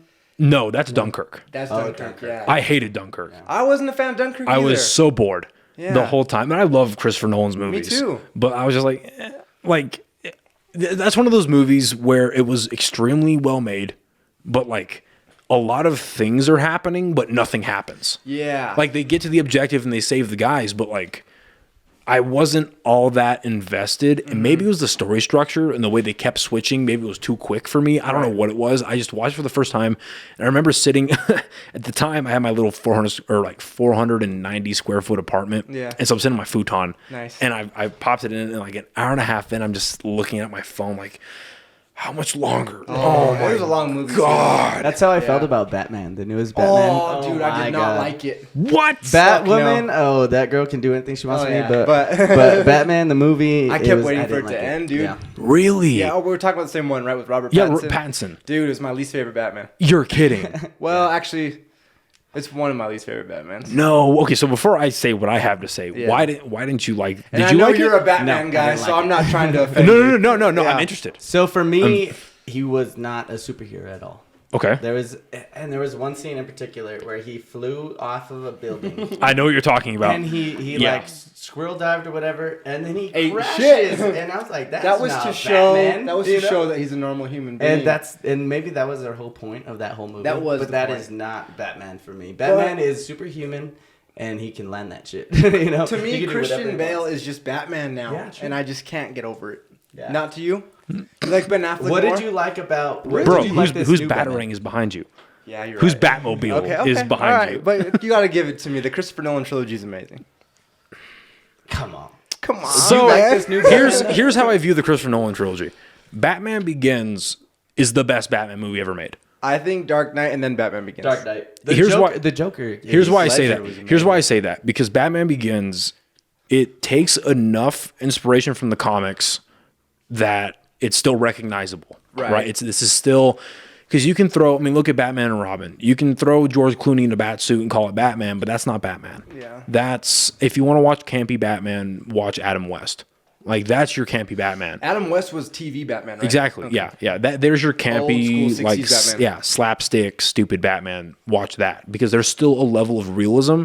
There's still a level of humanity to that Batman. Was that the one with Jack Nicholson? No, that's Michael Keaton. Okay. But That's like the with Tim Burton yeah, trilogy. but with George Clooney, that's very poorly made. It's Val very Kilmer was Batman too, huh? yeah. That one wasn't bad, not great, but it was okay. But that Batman and Robin was if you watch the interviews with George Clooney and Chris O'Donnell, they admit that they made that movie to sell toys, and you see that. Yeah, I mean, And you see that in the way the Batmobile is designed, in the way the henchmen for Mr. Freeze and the way Poison Ivy's made. Ivy, yeah. Like, it's you can tell it's made to sell toys. Okay, fine. Cool. But with Batman Begins, you look at that movie, and again, they take enough inspiration from the comic books that it's still very much engrossed in why Batman is the way he is, and it's very much his genesis. True. Right. So you bring up the scene with Pattinson where he's got his wingsuit, flies, gets hit, eats shit. There's that same scene at a lower level, but that same scene is in Batman Begins when he is investigating the apartment complex where Scarecrow's pushing the drugs through. He gets set on fire. He jumps out, rolls around, has to call Alfred to come get him. That is a very much year one, like starting out Batman moment where Alfred has to bail him out. Yeah. Like that's Was Batman in that movie more of like an investigator though?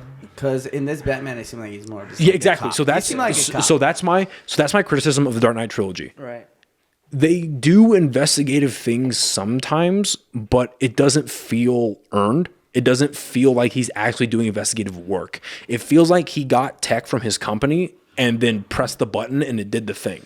That's a fair point. You know what I mean? So the reason why I love Batman Begins so much is because they get like Bruce Wayne, because Christian Bale got that role because of American Psycho. Yeah, great movie. And you've seen American Psycho, right? Yeah. Okay. So for people who haven't seen that, he's basically this Wall Street yuppie who kills people at night. And the duality of it got him Batman. And what was so cool about his version of Bruce Wayne, which is why I loved Robert Pattinson's Bruce Wayne. We didn't see him too much. But why I loved both of those Bruce Waynes is he's there. Like, he shows up, but he's an alien. He's kind of looking around like, why am I here? My time is better spent other places, right? And then really that back half of the movie where Ra's al Ghul comes back and Scarecrow, they release the toxin, like, there's a lot of good Batman imagery there. But I just think the way that story is structured, it really shows you why Bruce Wayne chooses this every day, right? But you get into The Dark Knight, that's not even a Batman movie. It's a Joker movie. True. So fair. It's a Joker movie. What a good Joker movie. It's a good Joker movie. Best Joker movie. It's out of the trilogy, it's the best made movie, without a doubt. Sure. And the story is tight, and the performance by Heath Ledger is amazing. Perfect. Like, there's just a not iconic. I wish I could have seen what he would have done. Yeah, it's great. I wish. Well, what's funny is the original plan for The Dark Knight Rises was to bring Heath Ledger back, and they were going to adapt The Killing Joke. But he died. Yeah. So rip. Yeah. So that movie's great, but Batman really doesn't do a whole lot. He's just kind of there. Fair. He doesn't do a whole lot. He kind of just exists, and there's a couple of good investigative moments, but I never really get the impression from the Dark Knight trilogy that, because I'm not even going to talk about Dark Knight Rises. That movie's a mess. Yeah, that's what I thought too. Yeah, the movie's a mess. Yeah. Like, I love Batman, but I can only use the excuse because he's Batman so many times. Yeah, like, that movie's a mess. That was a lot of action in that movie, which is fine. But, like, I mean, there's problems in that movie. But in the Dark Knight, my focus, like, Batman is the least important part of that movie and the least interesting part. And I hated his suit. You want to talk about a cop? Christian Bale's suit in The Dark Knight and The Dark Knight Rises is like the SWAT team got a little bonus in their yearly budget. Yeah. He looks horrible as Batman. I just love the training scenes in Batman Begins. Batman Begins. And Liam Neeson's. Yeah, he's just cool and everything. So. He's great. Oh, he's phenomenal. But then you look at Pattinson, right? Me watching that movie was like reading an old school 1970s Dennis O'Neil comic book, where it's classic detective Batman. I remember going into that movie because I had heard that he was very much the world's greatest detective. He was more learning than he was fighting. And my whole thing was like, I want to see Batman with a flashlight. I've never seen that in a movie. I'll probably never see it, but that's what I want out of this movie. And what do we get? We get Batman with a fucking flashlight. That's a comic. That's a comic thing. That was perfect for you then. Made me so happy. But that's cool. My criticism with that movie, though, is they couldn't commit to what kind of Batman. Is he the beginner or is he an expert? Because there are times in that movie where it looks like he's a seasoned version of Batman where he knows what's going on, but then, you know, he has a garbage bag attached to his suit and he flies and hits the bridge. And I have two criticisms with that movie. Oh, and the Riddler sucked. The Riddler was horrible. Yeah. So if you want to go through here, it's right next to the stairs. I've got two criticisms with it. Yeah. And I want to see if you understand what I'm saying or if you just think if it's totally false. No, yeah, go ahead. Because you know more about Batman than I do. So my two things that I thought were strange was, you know, in a traditional story, you have like your rising action, your climax, falling action, conclusion, right? Yeah. To me, it felt like this Batman movie with Pattinson had like 5 rising action climaxes, and it would just never fucking resolve. I feel like you kept thinking it was the end, and it was about to be over, and it was like the grand finale, and then it was like another fucking 45 minutes went by, and you're like, what the fuck is going on? And then there's another big old climax. I agree. Okay. Did you have a second one? I just thought Robert Pattinson was kind of too much of an emo Batman. Okay, that's fair. That's all. So that's fair. And that's one of the things that I don't know if I like it, but I commend them for doing it. And the reason why I say that, because they committed to it. Right. Right? They committed to the idea that this Bruce Wayne, in his infancy of being Batman, has lost it. he's lost his mind. Right. He's so clearly obsessed, and he's so clearly just enthralled with being this otherworldly being. And what I loved about it in the beginning is when they open up with the voiceover, and he's like, it's like year or two of doing this. I don't know if what I'm doing is actually working. I've become a creature of the night. My days turn into nights. My nights turn into days. I've lost all sense of time. All these different things. And he hates being Bruce Wayne. It's so obvious how much he hates being Bruce Wayne. Right. Which I really enjoyed. Okay.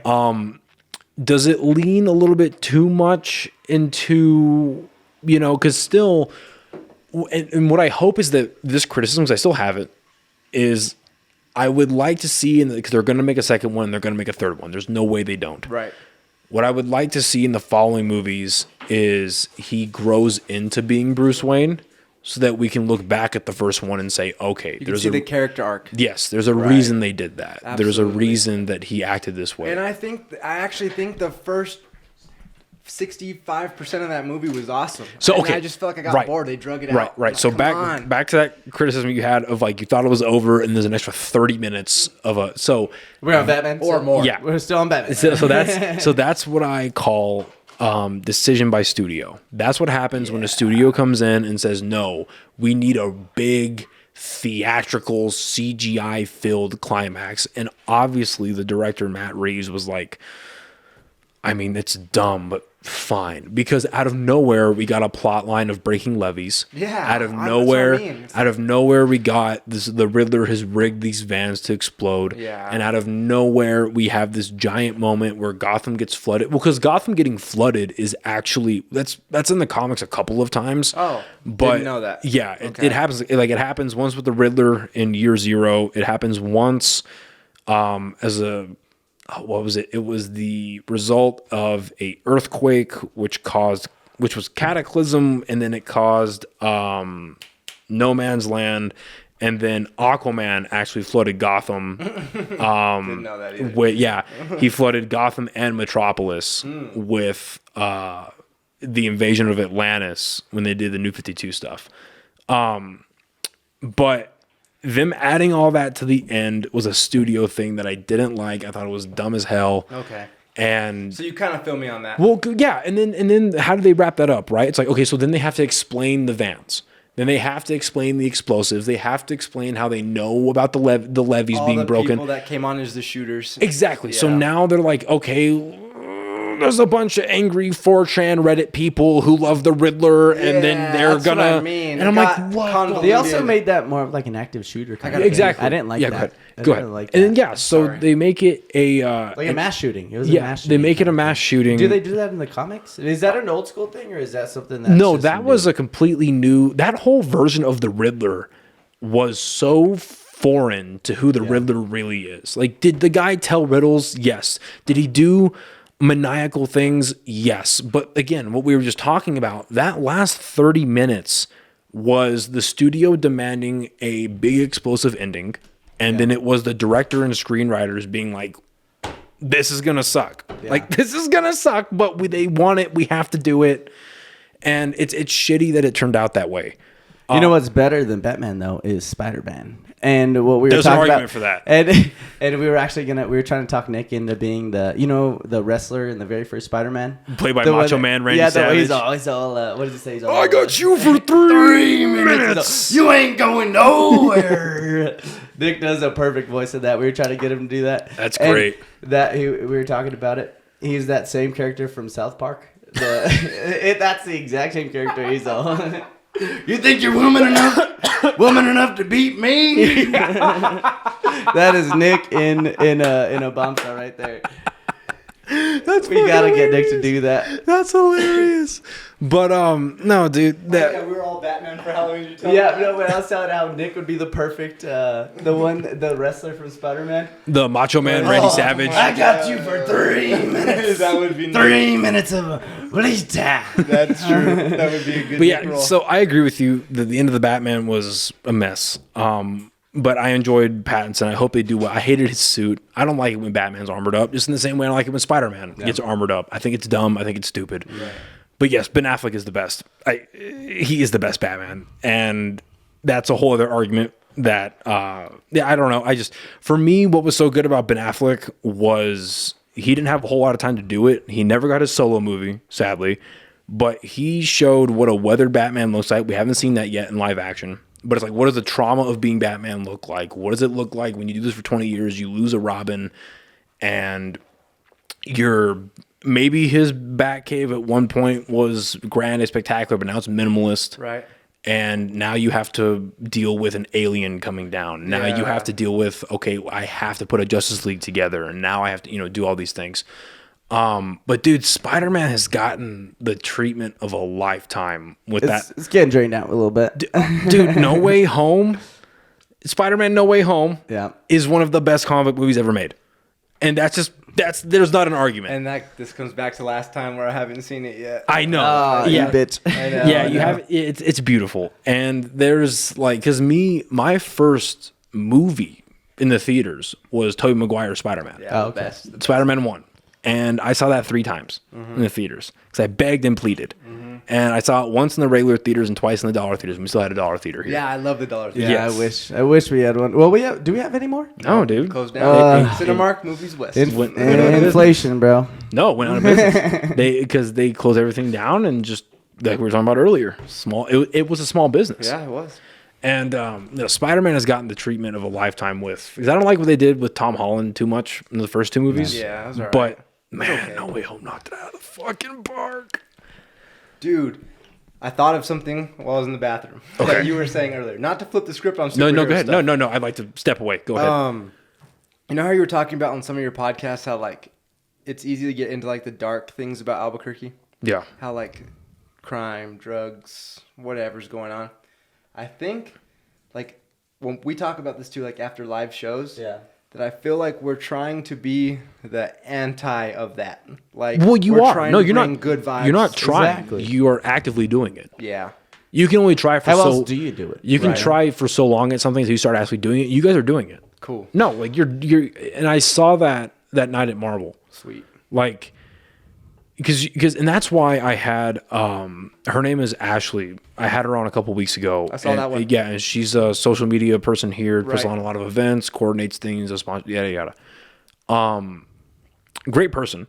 But the reason I had her on was because I looked at her page and I was like, you paint Albuquerque in such a Positive beautiful light, a positive light. Yeah. Why? Because it's not Right. as much. It could be. because it's not. Aspects. Because it's not. And why do you choose to do that? What keeps you doing it? We had a really good conversation about that. Yep. At least I think. Yeah, you did. And thank you. But I agree. This is one of the worst cities to be in. Not just I hate where I live, but statistically speaking. Yeah, for real. Well, like I said, what's there to do? Exactly. Drink. Exactly. Drink, do drugs, and commit crime. Yeah. It's sadly, right? Right. So, but no, when you have, because you can have your garage bands all you want, but when you have bands that what you guys decided, and I think that is honestly one of my favorite moments of this podcast is when you, and that's how I know that all you guys interact well together is because you and Zach obviously don't anymore, but you guys had a very different opinion on the band when you guys first started doing this. Absolutely. Yes, sir. And the fact that you guys came to the conclusion of no, we are going to do this. Yeah. Well, that's the pivotal other thing moment. is I would say Tobey was the big turning point of the band, honestly. Because when he came in, I'm blushing now. It really is. Because until he came in, we did not know what to do, or I guess have the inspiration to do it. Because there's no one else to do it. I mean, who here do you know that has made it out? Well, that's the thing is that's actually what I was going to say. And it's a side note. What I think it's funny is because obviously now this is the second person saying how pivotal you were. No, fourth, because Nick and Leroy said it too. Yeah. So now you've got most of your band saying how integral you were. Mm-hmm. And we brought up your sister last time, how she's gone off and she's done great things on TikTok. She was on the James Corden thing, and all that stuff. So maybe it's a better question for the both of you sitting together, but I wonder if that's a thread. How much of that is there where it's people who are either in the same family tree or people who like not even that, but like cohabitate together for so long as you obviously grew up together, brother and sister. Yeah, we're close. You have that initiative, that drive to like how much is that environment, and how much of that is bloodline. Well, and that's the other thing is like before we met Tobey. I mean, when I first met him, you know what I'm before he trying was to in a say? band, I hear you. he had the drive. I mean, he's working on duplexes. He's fucking doing all this other shit to better his future, whether it's a band or not, you know? And so... That's what I said last time. I was like, okay, so you're going to be a millionaire no matter what. Okay, good to know. He brought that whole drive to the band, basically. Because the band had no drive. We were like, we're going to try it, but we had no real direction. And that's important. That is so important to self-analyze like that. Yeah. Like, that's a skill not a lot of people have.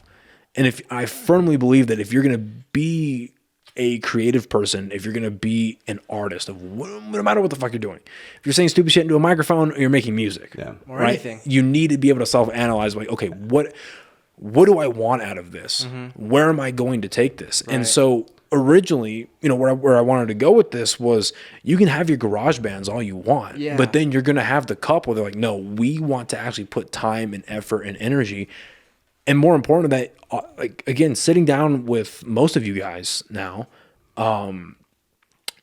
you guys all recognize that it's hard. Yeah. All of you do. Right. That it's like we have 9-to-5 jobs. We have personal lives with girlfriends or family or friends. Yep. So we get done doing 8 to 12 hour shifts, and then we go to band practice, and we attempt to turn the switch back on, and then practice for what's eventually going to break us out of whatever we're doing here. Yes, right. That's a great way to put it. Yep. And so now in Albuquerque, you know, you need people like you guys who have a dream. You have to, obviously you have to be good at it, because I'm not going to, like the average person, myself, you know, we're not going to spend money on shit we don't want to go see or enjoy, right? Sure. So you have to be good at it. And then you have to actually go out and do it. Yeah. Because I think this was Khabib Nurmagomedov, if you know who that is. The fighter? Yeah, the fighter. Yeah. He said this in one of his interviews. He was like, there are so many talented people who are just lazy. Yeah. Because they take their talent, they're naturally good at something, and they're like, okay, I don't have to work hard. Yeah, and I think I don't give a fuck about talent. I'm like, are we gonna do it, or are we gonna put in the work? Well, and that's the other thing is Zach opened me up to this a lot. Is when we very first started the band, he was like, yeah, you could sing, but like, do you want to fucking do this, you know? And I was like, yeah, I guess I do. And there's also, how many people can, you know, there's a million people on the planet that could sing really well, you know, but how many of those people can go on stage and perform, and how many of those can write a good song, or even that? You know, not so many people that can do that. Those people will dedicate however many hours a week to practicing, writing, going to the studio, playing shows. You know what I mean? It's a sacrifice. Yeah. I think for me, the reason that I had this attitude towards these guys was because I was the outsider looking in, bro. Like, these guys were already a band. They were playing, you know what I mean? And it's kind of crazy how it happened. I had broken up with my girlfriend. She had broken up with me. Before he gets bitched at. You saw that like Apple spin wheel go. It's like, wait a minute. Wait. This is going to bite me in the ass. Well, she broke up with me, and I was like, I need to like fill my time with productive things, right? So I'm like, I've always wanted to learn guitar. I'm going to start learning guitar. Yeah. And like spending time doing it, right? So I start learning guitar. A month or two later, dude, I see an Instagram post from the Slums. Yeah. Oh, we're playing at Launchpad New Year's Eve. I'm like, all right, I got nothing to do. I'm going to go support these guys. And it was nothing like I want to be in the band, nothing. I didn't even like, you guys didn't have any music out yet? Yeah. I was like, I'm going to take a couple shots, get an Uber, go watch these guys at Launchpad, you know, because I know them. I went there, had the fucking time of my life. They were going crazy. And like the band was raw still. Like, and what time, like, year was this? This was beginning of 2020. Okay. Oh, yeah. This was January 2020, New Year's Eve 2020, or New Year's Day 2020 at Launchpad. So I Ubered down by myself. So this is before all the bullshit started. Yeah. Okay. This was right before everything shut down. And it's funny too because Nick obviously wasn't in the band. Neither was I. And I had no intentions of being in the band. I text Nick because I've known Nick for 10 years. I said, hey Nick, come with me to Launchpad to see these guys play that we went to school with. He was like, no, I'm good. I'm going to stay home. I'm like, all right. Fuck. They're trash. Yeah, They're trash. That's like classic Nick. So I take a couple shots and I Uber down to Launchpad. And I'm not expecting like anything crazy, to be honest. I was expecting just like kind of an awkward show, to be honest. You know what I mean? Because, like, it's like local band shit. You know what I mean? Yeah. They put on a fucking show. And, like, I didn't even know they wrote originals yet. I thought their originals, they played a couple originals. I thought they were covers. People were going crazy. That was the show where Zach was getting his head shaved on stage while he was playing the bass. We used to do a lot of, like, You've seen that, right? Yeah. Leroy jumped in the crowd and swing danced with some girl during his mom during a song. And I was just like, you know what? Like, these guys are fucking having fun. They're putting on a show. People are, like, enjoying this. And I was drunk by, like, the end of the show and having a fucking great time. And I walk up to all of these guys. And I was, like, just drunk. And I was like, hey, I want to play guitar in your band. I'm learning guitar, all this stuff. I told all of them that. And, like, months went by and, like, nothing. And then I like just keep practicing guitar. Because he would keep hitting me and Leroy up. Yeah. Like, I was like, I want in. This is sick. Oh, yeah, take pride in that. Yeah. I was like, I want in. Well, because I believed in them, for real. That's all it was. Like, to be fair, at that stage in your guys' band career, there was, like, no, like, oh, these guys might make it. Oh, like, yeah, no. It was great. All, like, they have messy. A chance. It was all, there's potential. I just thought it was fun. And I was like, that looks fun. I want to be a part of that. And I want, like, because I always loved music. I was making beats, whatever. Yeah. Leroy texted me one day, and he was like, come to practice. So I come to practice, and I'm trying to play with these guys. And I was like, well, they're actually a lot better than I thought. Because, like, I just knew, like, power chords and just power stuff. chords. Yeah, and so, like, I'm playing with them. So nothing happens after that because it wasn't that great. And so I go home, keep practicing guitar, and then you guys released the Sundress EP. Oh, yeah. And so, like, I heard Sundress and the other two songs, Sorry, Lean Against Me, and then you guys released Drugs I Took in Morning Sun. And I was like, damn, even though these aren't, like, what you would consider, like, great, iconic songs, for a band that early in their career to make songs like that. Like, this is good. It was good. I was like, this is, for early stage band, this is fucking good. It's like you saw the potential. I saw potential. Yeah, for sure. And I wanted to help, you know what I mean? And so... And it was crazy because, like, for the longest time, it really was Tobey, like, begging to be in the band. Which is funny. He would, like, hit up me and Tobey, me and Leroy and be like, yo, when's practice? Like, when can I go to practice? And he didn't want anything to do with me. He'd come to practice a few times and we'd jam. It'd be all right. And then, like, once he'd leave, we would, like, talk about some shit and be like, should we put him in the band? You know, like, is it going to work out? And then, like, a couple of things that we talked about were like, Tobey's a good-looking guy. He's going to bring girls. And we're like, that's not a selling point. It's like, but it kind of is. And so we were like, Tobey has to get better at guitar. Like, and he knew that. Yeah. So, but I was, like, grinding. Yeah, exactly. So we knew that he was going to get better. And we knew, I don't think we knew that he had, like, the drive. Because when we got Tobey, we got a guitar player, but we also got a manager. So we got a manager who knows kind of what he's doing. We got Nick, who's security. Yeah.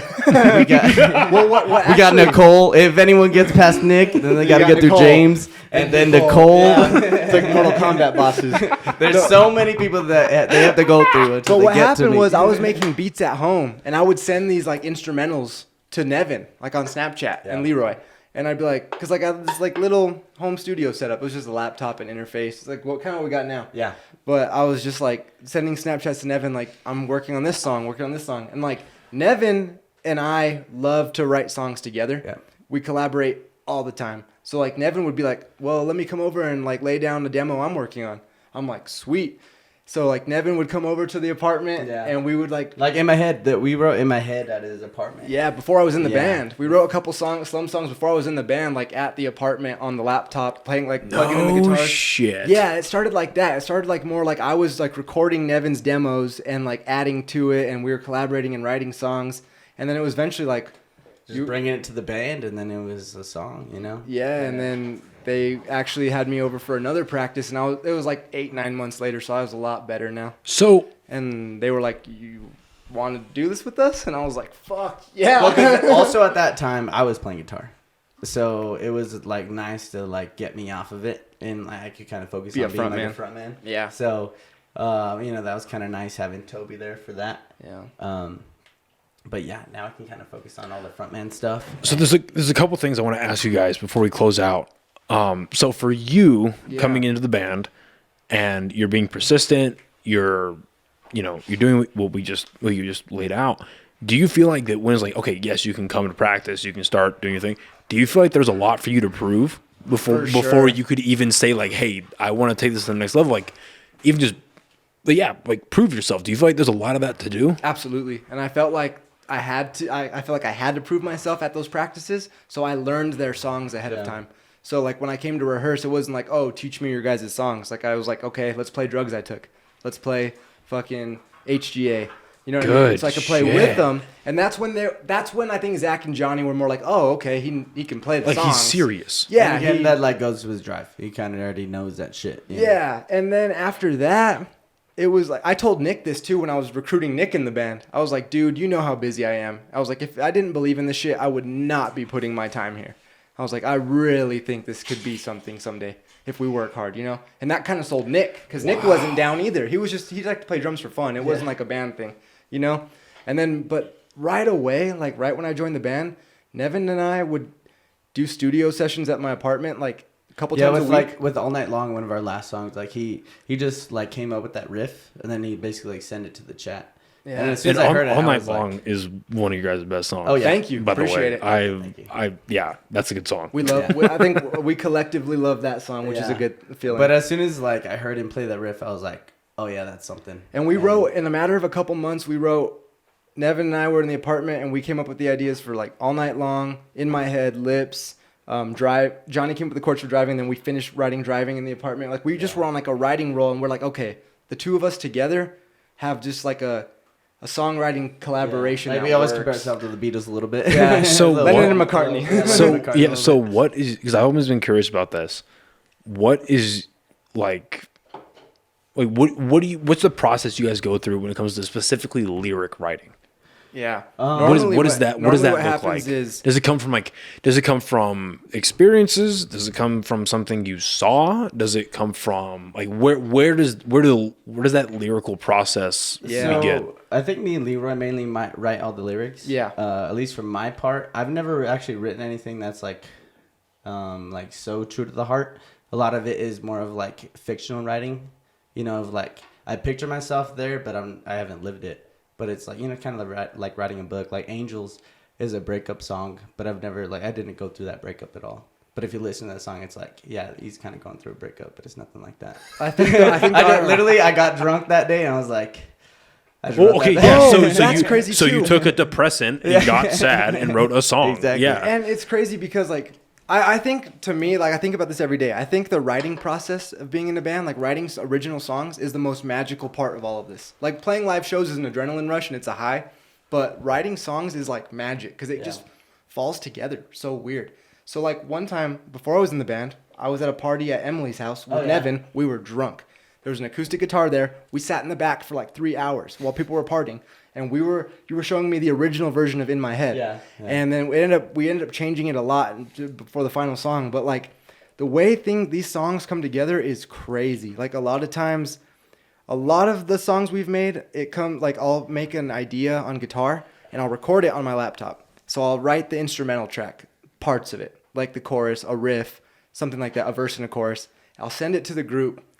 And then Nevin will be like, oh, I have a melody idea for that. He'll come over, record a melody, and he's just like humming noises, but not saying any lyrics yet. And then like sometimes Nevin comes back with all the lyrics, or we sit there and we fuck with lyrics on sticky notes and like write it out and then like take it to practice. And then at that point it evolves with Nick and Leroy figuring out the drums and then Zach figuring out the bass. And then by the end it's a complete song, but it's just like so weird to me every time. It's different every time. I'd love to be on a fly on the wall for that because a lot of that, what I like about you guys' explanations for this process, not a lot of it is tangible, and it shouldn't be. Yeah. There's no. Which is why it's magical to me. Yeah, there's no real like you do da da, and then there's ba bang, and then there's boom. Right. No, there's a lot of humanity going on. We've gone through a bunch of different like writing processes. Like, so many. Like before it'd be like with Sundress, like the very first song that we wrote. Like a lot of that song I wrote the chords and like most of the lyrics and I kind of basically brought it to the band and that was like one of the first ones that we kind of worked on. But now it's more of like we're trying to make it at like with the drums, the bass, kind of like with everybody there and get everyone's input and kind of build the song from there. So we're kind of just messing around with different kind of ways to build the song and kind of write it. So. And that's what kind of makes it really cool to me too is like if one of us comes up with an idea and we record it on the computer, like a little demo, right? Yeah. And we send it to the band. Like, okay, cool. You wrote the idea that starts the song, the seed. but it's not a slum song until everyone gets in there and puts their riffs and input and changes, and then by the time you get to the studio and then Kenny adds stuff, then it's like a song, like it's a slum song. You know what I mean? Like we come up with these ideas and it's like a magical feeling because you're like, I hope the band loves this. You know what I mean? And you send it, think it's going to be good. And then it just like builds so naturally sometimes, and it's just weird to me. It's like unexplainable. Awesome. That's awesome. It's cool. I like it. And I think one of the main starting points, at least for me and Johnny, was when because we lived in Australia for about 7 months, and we went to this place called Nevin, and it's Mardi Gras is what they call it, but it's basically like a weekend festival. And so we flew from Sydney to, well, so he flew first from Sydney to like Gold Coast, whatever, and then you have to take from the airport a bus like 40 minutes to this town, and then another bus like half hour to this Nimbin place. And so Johnny flew out like halfway through the day, made it all the way there, and he like got there no problem. I fucking flew out on like the last flight possible, and so I get to this airport and there's no bus to the next town. So I'm like, fuck. And so I'm like just walking. And I'm like, all right, what am I going to fucking do? There's no cell service. I don't know anyone in a fucking 1,000 miles. Oh, fuck, dude. What the fuck? That's crazy. This is like one of the most loneliest times I've ever felt. And I'm just like walking. And I'm like, all right, I know where I got to go.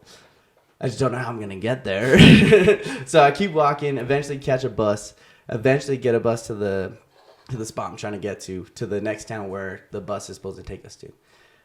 So I get to the spot. There's no more buses going to this town because it's like 6 p.m. by now. And so at this point, I'm like, all right, what am I going to do? I could either walk because it's a 30-minute drive or a 6-hour walk. And I'm like, well, I'm either going to sleep here on the bench all night long or I'm going to start walking. So I start walking on this like 6 hours trip. And it's through like the mountains, like no light at all, just starlight. I'm just fucking, there's only one road, so I can't really get lost. And I'm just walking on this thing, and I'm trying to hitchhike, right? Because there's only one road. I'm like, anyone on this road's got to be. I'm just imagining this dude with a suitcase. Exactly. It's not rolling properly. It's bumping on rocks. That's kind of what I'm picturing. It's kicking too. things around. He's punting a lizard this way. He's already boxed a kangaroo. And he's just going like this the whole time. Yeah, please pick me up. I don't think I had a suitcase, but I had a couple backpacks. And so just the whole time, there had to be like fucking 60 cars that go by, and I'm just trying to fucking hitchhike. And I know the stories of hitchhiking, and I'm like, I just got to fucking risk it. You know, I got to get there, otherwise it's going to be another 3 hours of walking. And so like there's like a couple times where I like kind of jog for like 10 minutes, singing songs, whatever, trying to pass the time. And I picture you like a hobbit barefoot walking through the Shire. I was walking and I was like, nope, gotta start running. This motherfucker's going to motor, bro. Anytime anxiety came over me. Picture. And so like it's got to be probably 10 p.m. by now, and I've been walking for like 2 hours, and finally someone like pulls over, and I like walk up to them. I'm like, yo, you going to Nimbin or whatever? And they're like, yeah. And I'm like, I think I trust you. So I get it. It's this girl. She's like, I don't know, mid-30s, whatever. She ends up actually going to the place. There was still another probably 15-minute drive. And we get to this spot. It's probably like 11 at night. And it's just camping, right? So I'm meeting up with Johnny. And there's no cell service, no nothing. So I just set up my tent. I have to find him the next morning. And so this Nimbin place, it's like known for being a basically like a place where you go if you're wanted, or of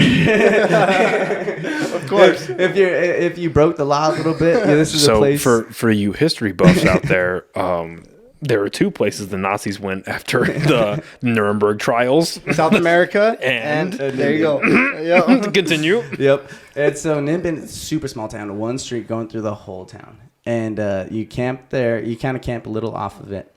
And it's like this 2-3 day event of just weed smoking. You're just going all day long, rolling up. And me and Johnny tried to do this barefoot thing. We tried to be barefoot for like fucking 3 days, walking on asphalt and shit. I couldn't fucking do that shit. It does not work for Americans. No, we're not that rigged. That is an Amish thing. I don't know. Wait, so how did you meet up with Johnny? So the next morning I ended up finding him in like this fucking, there's probably, I don't know, 800 people camping. So just basically just walking through the town. I ended up finding this guy. And there's just, again, one street through this whole town. There's maybe, I don't know, 20 shops and like a little park. Every single day we'd like wake up roll a J, go down to this little like cafe place, have some like coffee, breakfast, and there's this little stage set up. And I feel like that's where the whole musical inspiration kind of started, is because there would be random people just going up, and there's instruments just there, not no one's instruments, just Nimbin's instruments there for the stage, and people just go up there and just shred, just play whatever they want. And it was very psychedelic because a lot of people were tripping on balls, you know. Tripping on balls. Tripping balls. Balls got stepped on, bro. Yeah. But it was fucking awesome. I mean, that whole time, at that point, we weren't really into like psychedelics, and we would smoke and stuff like that, but not a whole lot of the crazy stuff that a lot of the other people were doing. See what I mean by things aligning magically, though? What's the fucking odds of that? And then the odds of me showing up at Launchpad one night. And Yeah, like I know Johnny didn't want to come on, and all respect to him because I know it's not for everybody, but I'd love to go to next time I go to a show, I'm pulling him aside. Yeah. And I'm saying, hey man, I need your side of this story. I think Johnny would be a great podcast. That's a beautiful story. He was just a little scared. No, that's also out fair. of town this week. No, and that's fair, dude. Yeah. But again, genuinely no shade, but that's a beautiful story. It's evolved so much from there. You know what I mean? Yeah. It's seems like so long ago. And again, like we didn't know how to play anything there. He just None of us knew how to bought play a guitar, anything. like from this dude who was just like, it was no special guitar at all. He was just painting on it. And John was like, I like that. And he bought it. And that's how he learned how to play all of his first songs on that guitar. God, talk about things ending up the way they need to.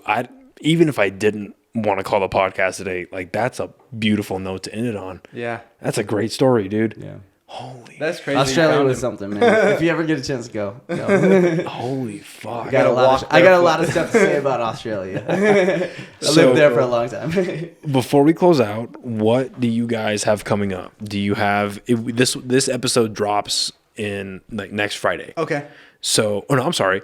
This episode drops, next Friday. Okay. So, do you guys have anything coming up? Yeah. Any songs coming out you want to talk about? We have a charity show at Launchpad on November 26th. Sweet. Yeah, that'll be cool. And then we got a sister show on December 3rd, I believe. Oh yeah, I forgot about that. Yeah. And then in the end of December, we're playing. Oh no, I'm sorry. In the beginning of January, we're doing a doubleheader where we're going. Our Tucson show ended up getting canceled and rebooked. Rescheduled. So we're doing Santa Fe Brewery, and then the next day we're going to be in Tucson. So that'll be our first out-of-state show. So your out-of-state's finally happening? Finally. Yeah. Fuck it got yeah. postponed. Awesome. So it's going to happen, though, thankfully. Okay. Thank God. God. Nice Tucson weather, Yeah, in January. But other than that, right now, like in the winter for us is like creative time. So like last night we were in Zach's garage writing new songs. We basically started on 4 new songs at the same time, which was crazy. Like to write 4 new songs like at the same time was cool. So we're going to be in the studio all winter and getting ready to release a bunch of stuff in 2023. Yeah, I feel like that's our main thing is like trying to come out with some new bangers. Yeah. Awesome. Probably write some good stuff. Good shit. Yes, well, sir. Guys, this was a blast. Yes, sir. Absolutely. It was awesome. Thanks for having us. Dude, it's a pleasure. I have now gone through my entire series with the Slums of Harvard. Yes, my first series on the right. podcast. Cool. The trilogy. Yes. This has been phenomenal. You guys are all, and this, me saying that to you guys only, this is to Nick, this is to Leroy, this is to Johnny, this is to Zach. All you guys are phenomenally talented. Thank you, sir. Appreciate you guys that a lot. You guys are doing it. Seriously, like there's not, like I can't wait. Everyone who knows me knows this and who knows this podcast long enough, like I can't wait to leave Albuquerque. Yeah. And I'm going to maintain that. I'm going to be honest. But like, you guys give the city hope. Thanks. Like seriously, on the creative, I really believe it. Like we were last time, we are in a creative renaissance right now, where a lot of things are happening. There's a lot of bands. There's surprisingly a lot of podcasts coming out. Yeah. There's a lot of comedians happening right now. Right. There's filmmakers happening, actors, actresses. There's a lot of things in this city, and you guys, quite frankly, are at the forefront, in my opinion. Cool. Thank you. You guys are at the forefront. Thank you. Don't stop. Yeah, man. Because if there's no hope for you guys, I'm like, oh shit. We're all getting along good again, so it's all good. Yes. We settled our beefs and good. Got back to the love, so we're good. Good. Well, again, this has been a fucking pleasure. Thank you guys so much for doing this, coming on, and you guys are welcome back. Any separate, together, like. one of these days when I get my Spotify deal, Hell I'll yeah, have baby. my own studio and a big table, and I've all 6 you guys at once. Oh, That'd that'd be be sick. fucking cool. So forward to just that. We'll be there, bro. Yeah. We will be there. just remember me when you guys are millionaires. Dude, So- remember us too. Name the time and place. Yes, sir. Well, Way to thank get you that guys. $100 million man. Spotify deal. This Thank you. was a fucking pleasure. Yes, sir. Thank you guys so much. Thank you guys for listening and watching, and we'll see you next time. Right Bye, on. everybody. Later.